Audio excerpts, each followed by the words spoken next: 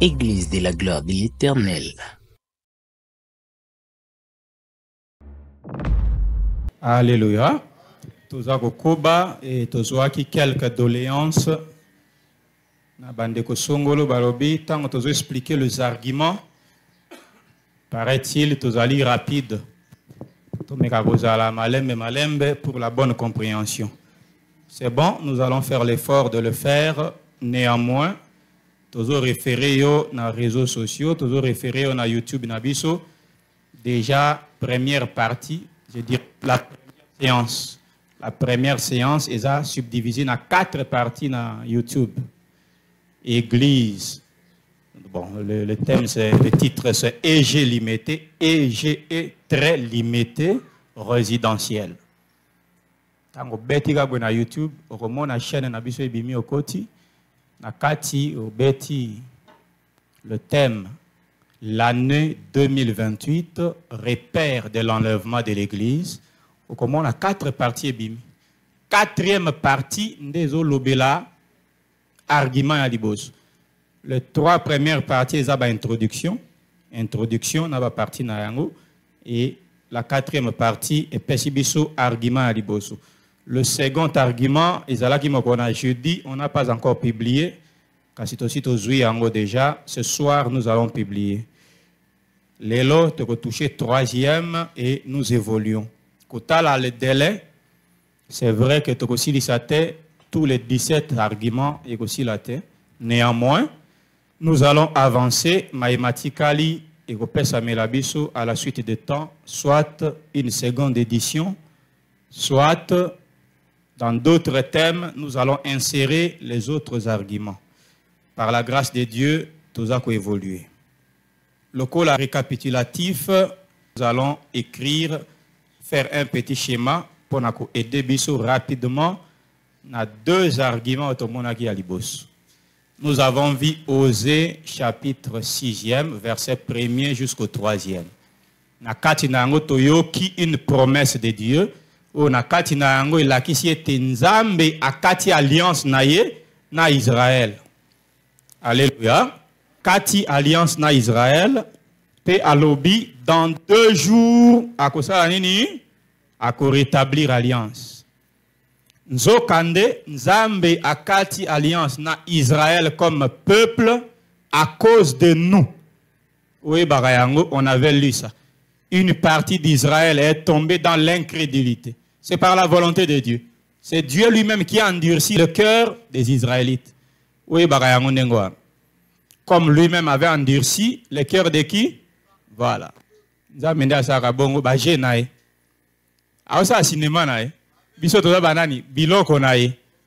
Il a créé toutes choses. Tu es la chose de Dieu. Tu es homme devant moi, mais devant Dieu, nous sommes des choses. Tant que nous sommes jouer nos osales, soit que jouer mon soutier papa, jouer mon sou maman, jouer mon sou bana. Est-ce que balo belago? Ah. Yo peut jouer quand on monoko, nous avons bâti place à ligne. Soit qu'il y a pauvreté, il campico. Que Dieu te bénisse. Évangéliste, tu viens, nous continuons. Tu interprètes. Tu veux du repos. Tu vas travailler. Alors, nous avons dit. Nous mettons un schéma, ça c'est le temps. Et nous subdivisons le temps en plusieurs parties. Ça c'est le premier jour et ça c'est le second jour. Et l'initial ici, ça correspond à l'année de l'œuvre de la croix de Christ. En quelle année Jésus fut crucifié? Tu vas chercher ça avec moi. Et c'est la même année qui correspond aussi à l'année de la Pentecôte où le Saint-Esprit était descendu sur les saints. C'est la même année. L'Église est née à la croix. Mais elle s'est manifestée à la Pentecôte. Et c'est exactement ce qui s'est fait physiquement. À l'accouchement, le bébé sort des seins maternels. Et quand le bébé sort, il ne sort pas seul. Il y a l'eau et le sang qui coulent obligatoirement. Alléluia. C'est pourquoi à la croix, Dieu a utilisé la lance d'un soldat pour percer le côté de Jésus. Et la parole dit que le sang et l'eau jaillirent. C'était l'accouchement pour que l'époux accouche qui? L'épouse. Souvenez-vous d'Adam, l'époux. Il devait subir une chirurgie de son côté. Et Dieu avait retiré la côte du côté d'Adam pour en fabriquer ou en former la femme. Et le véritable Adam, c'est Jésus-Christ. Et son épouse, c'est l'Église. Ce qui était, c'est ce qui s'est repris. Que Dieu nous bénisse. Nous sommes sortis à la croix de la côte de Jésus-Christ. Et quand le bébé sort, le médecin n'est pas tranquille ou l'accoucheur n'est pas tranquille. Il s'inquiète d'une chose. Les accoucheurs sont ici. Gloire à Dieu. Nous attendons le premier signe de la vie. Que le bébé se manifeste. C'est par quoi? Le cri. C'est un indicateur important dans la cotation de la vitalité du bébé en néonatologie. C'est notre domaine. Alléluia. Le bébé doit pousser le cri. Voilà la manifestation. Et le cri, c'est quoi? Le poumon de l'enfant est affaissé, collabé comme ça. Quand il sort de sein maternel, l'air entre par les narines pour la première fois. Le poumon se décolle et l'air entre, ça se gonfle. Alors ça doit se rétracter pour pousser la voix, pour pousser l'air pour la première fois. C'est alors que le bébé crie. Parce que ça fait aussi très mal. Donc, quand l'air entre par l'inspiration, c'est l'image du Saint-Esprit qui est le souffle de vie éternelle qui descend sur le peuple.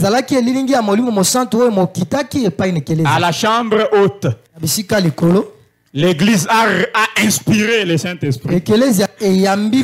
Alors l'Église devait réagir, non? Elle a réagi par quoi? Par la diversité des langues et par la prédication de Pierre. C'est la manifestation du bébé qui était né. Que Dieu nous bénisse. L'Église, née à la croix, manifestée à la Pentecôte. C'est la même année. Alors, dès cette année-là, Dieu a rompu avec Israël. Il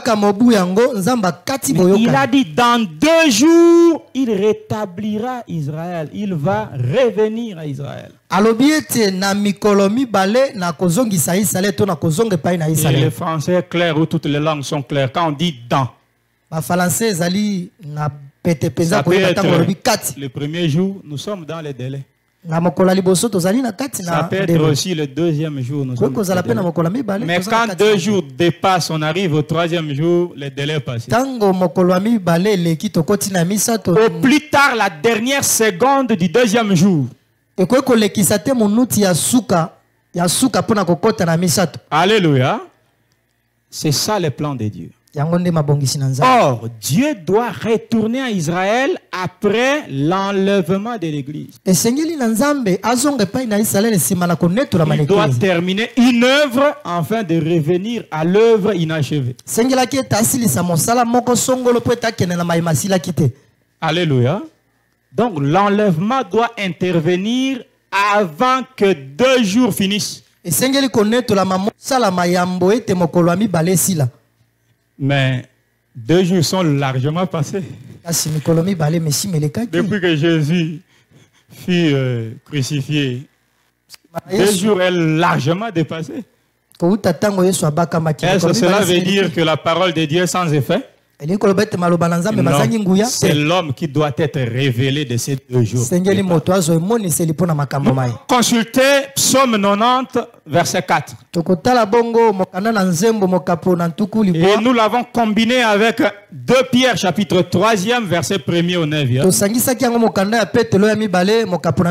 Où le prophète a dit. Et l'apôtre a confirmé que pour ce qui concerne l'avènement de Christ, notre Seigneur, cette promesse ne tarde pas. Non, mais ça tarde. Ça fait environ 1997. Ça tarde, n'est-ce pas? Combien de générations sont passées? Mais Pierre nous dit, ça ne tarde pas.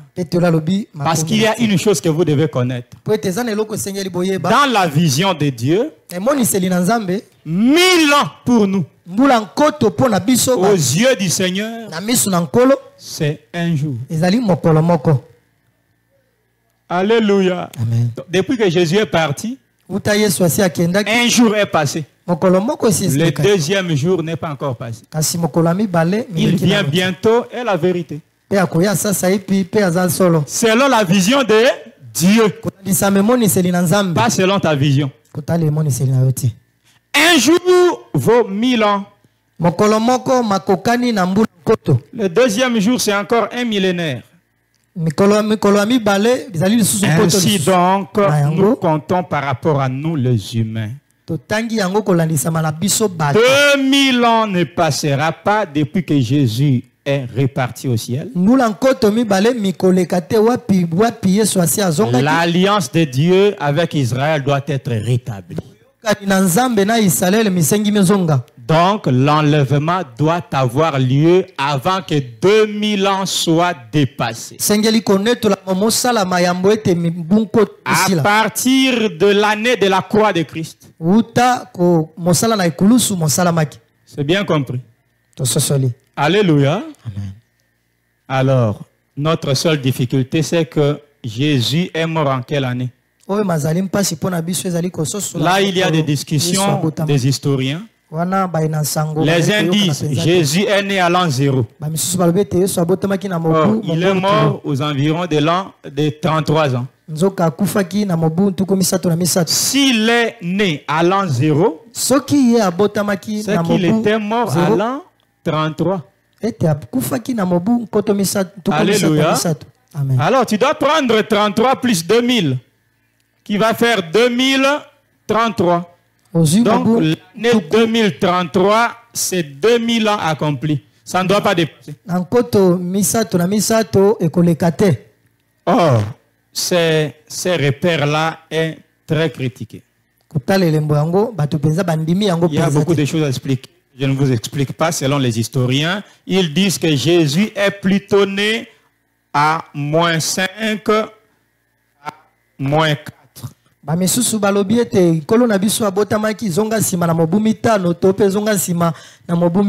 Donc il est né à l'an 5 avant Jésus-Christ. Donc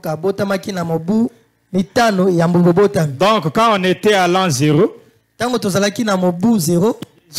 Jésus avait environ 5 ans. Jésus avait environ 5 ans. Donc il est mort à 33 ans, c'était aux environs de l'année 2000 ou l'année 28, à l'année 28.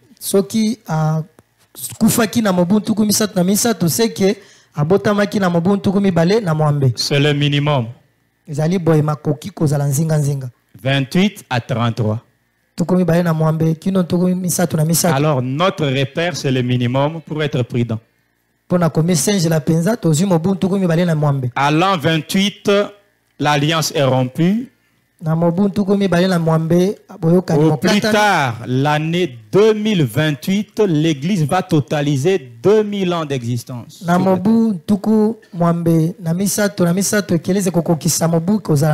Elle doit partir. Parce que Dieu doit revenir à Israël pour continuer l'œuvre. Alléluia. Voilà le premier argument simple. Nous avons touché encore le second argument par rapport à Matthieu 25, je pense, parabole de 10 vierges. Encore les délais prophétiques sont donnés là-bas. Il y avait des vierges qui attendaient les maris pour sortir, aller à la rencontre du mari. C'est l'église qui attend Jésus. Sans débat. Alléluia. Mais on dit au milieu de la nuit, une voix cria. Voici l'époux. Allez à sa rencontre. Au milieu de la nuit. Tout ce qui s'écrit a un intérêt. Alléluia. Ne négligez pas ce qui est écrit. Au milieu de la nuit. Vous devez savoir qu'une nuit, selon les Juifs, a 4 veilles. On subdivise la nuit en 4 parties. 3 heures, 3 heures, 3 heures, 3 heures. À partir de 18 heures. Et quand vous divisez, vous verrez que le matin commence à 6 heures. Une veille à 3 heures. La nuit à 4 veilles. Voilà, les 4 veilles sont là. 4 parties. Au milieu veut dire quoi sur 4? C'est que la première veille va passer. La seconde veille va évoluer. Entre la seconde et la troisième veille. C'est ça le milieu de la nuit, n'est-ce pas? Donc, 2 veilles vont passer. La troisième veille n'arrivera pas. Avant que la troisième veille n'arrive, il y aura un cri. C'est ça le milieu de la nuit. Nous consultons encore Psaume 90, verset 4. Il y a encore une clé.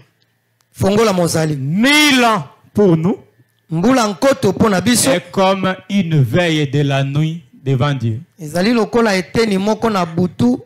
Alléluia. Une veille vaut 1000 ans. Or, le milieu de la nuit, c'est 2 veilles qui vont passer. Qui vont être consommées. C'est alors que le cri du départ va s'abattre. Une veille vaut 1000 ans. 2 veilles vaut 2000 ans pour que le cri sonne. Alléluia. Et quand le cri s'est fait entendre, ce n'est pas immédiatement, il y avait quelques minutes de préparation. Pour que l'épouse puisse porter ses vêtements. Pour que l'épouse puisse allumer sa lampe. Et sortir. Ces cris, c'est un enseignement précis qui confirme à cette génération: réveillez-vous. C'est maintenant le temps imminent du départ. Ce sont ces genres d'enseignements que vous recevez maintenant. Alléluia. Amen. C'est le cri maintenant que vous écoutez. S'il a dit il vient bientôt, nous disons voici l'époux.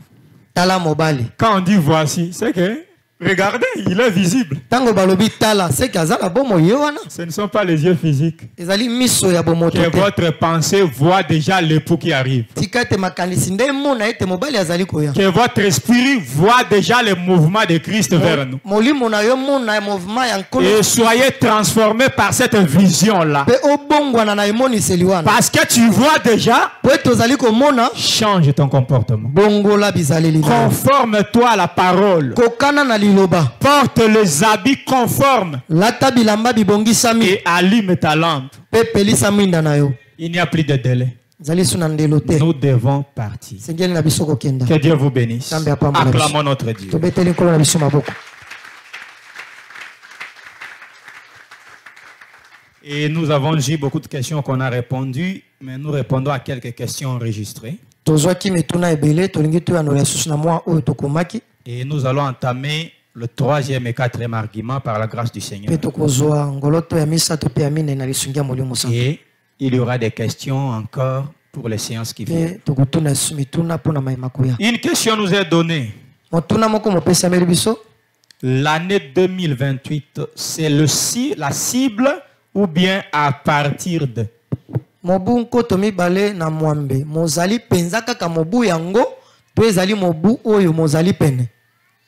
Par rapport à ce que j'ai expliqué, la réponse est claire, n'est-ce pas? C'est à partir de 2028. Donc l'année 2028 peut être aussi la cible exacte. Alléluia. Parce que nous disons environ, parce que nous avons la difficulté, il n'y a pas de précision sur l'année de la naissance de Jésus. Donc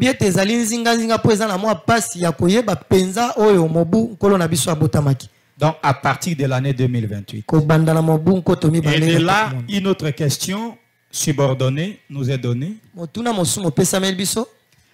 Vous nous confirmez qu'avant 2028, il n'y aura pas d'enlèvement? Je vous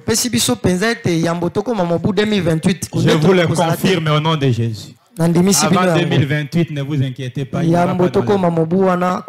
Apôtre, quelle responsabilité, oui. Est-ce que cela veut dire que marchons dans les péchés avant l'an 2028? La mort est aussi là. Voilà. La mort est là, non? Quand vous péchez, l'alliance est brisée, notre alliance que vous connaissez là. Dieu nous a rassuré que nous ne mourrons pas, nous serons enlevés. Est-ce que tu le sais? Oui, c'est une alliance qui agit depuis près d'une décennie. Nous l'avons vécu, nous l'expérimentons dans cette église. Alors, si tu te lances au péché, l'alliance sera brisée, tu mourras.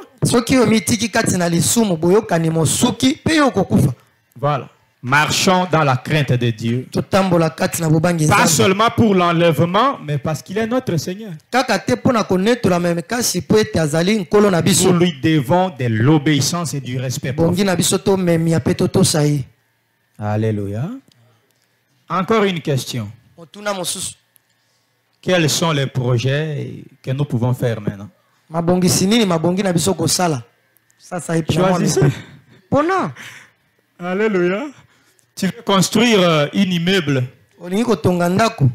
évalué à 10 ans, vous les architectes, dans 10 ans, qu'il finisse ce projet de construction d'un immeuble de 100 étages. S'il n'a pas d'argent, dans une année, il peut tout faire.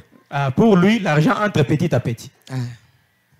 Par rapport à ce que je reçois, je commence l'immeuble. Mais c'est après 10 ans que je vais achever. Pour laisser à mon fils. Ton immeuble restera inachevé. Tu vas l'achever si tu n'es pas le vrai enfant de Dieu. Tu vas rester. Nous serons enlevés. Toi, tu vas rester parce que la vie continuera. Pendant la grande tribulation, tu vas achever ton immeuble. Donne-nous l'argent, on fait les choses même. Si c'est beaucoup, donne aux pauvres. Fais des projets réglés. Alléluia. Un autre m'a dit, mais tes enfants étudient pourquoi? Dans 3 ans environ, nous partons. Mais ils étudient parce que il doit connaître ABC maintenant. Il y a encore 2 ou 3 ans. S'il ne connaît pas le français, il aura la difficulté de collaborer avec ses amis maintenant. Et les études, c'est l'activité de l'enfant, non?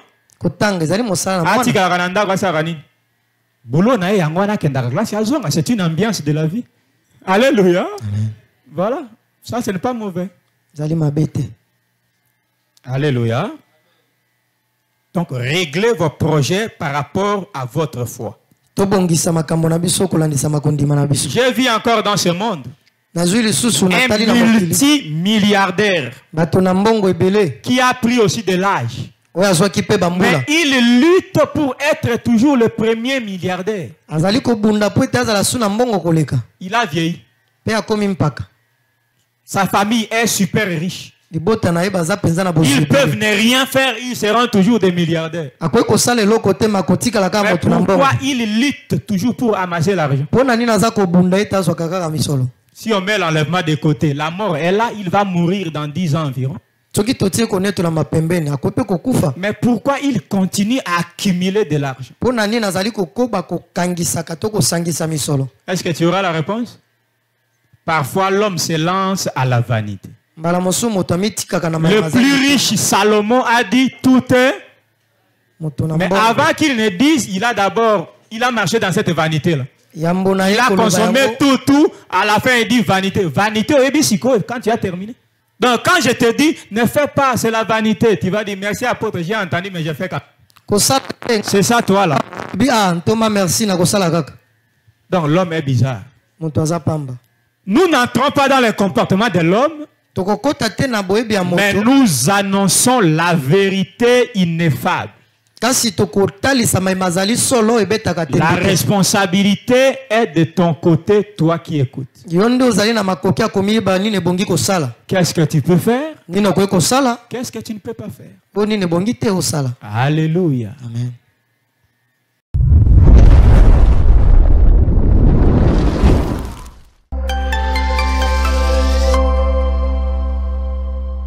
Église de la gloire de l'Éternel.